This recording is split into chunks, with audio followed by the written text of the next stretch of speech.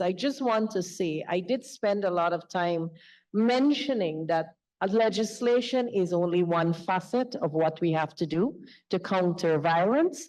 And what we have already started to do is to build that complementary infrastructure so that we can have all of the support services that we need to ensure there is implementation and enforcement. I also want to emphatically add that the Spotlight Initiative was signed by myself in October of 2020.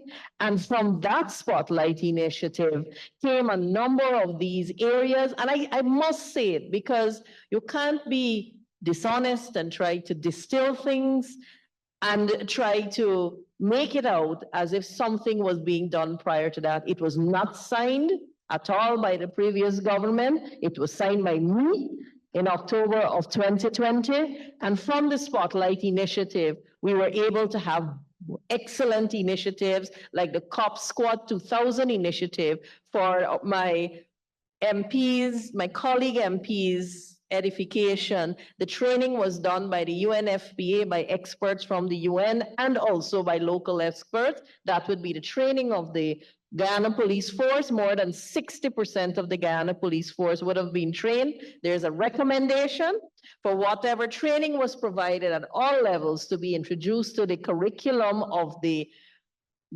cadets and the trainee officers. So that kind of knowledge is a continuum. It's already put in force to an extent in the police academy, and there was more training that occurred, and there will be continuous training, especially with introduction of this new bill.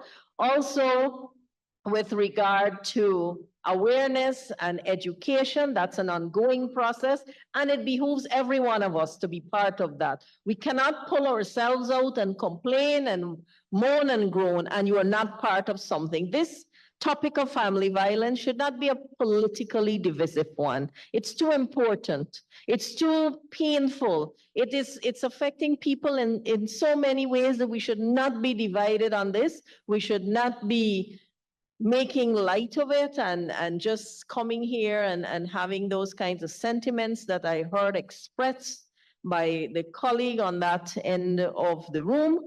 And I want to say that I am also appreciative that I got the support for this bill, because this is what we must do. If we truly want to help people, we must unanimously support pieces of legislation like this.